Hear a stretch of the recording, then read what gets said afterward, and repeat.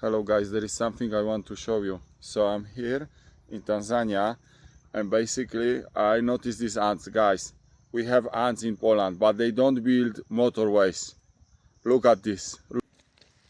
Look at that. What is that really going on?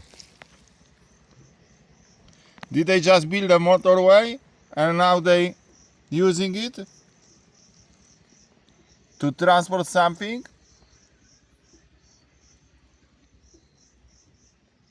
Look, is an intersection, even a tunnel section. What is really going on here? Are they migrating from one side to another?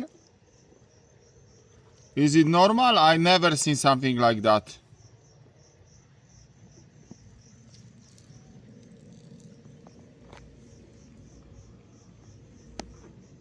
Never seen something like that. Crazy. The things in Tanzania are always surprising.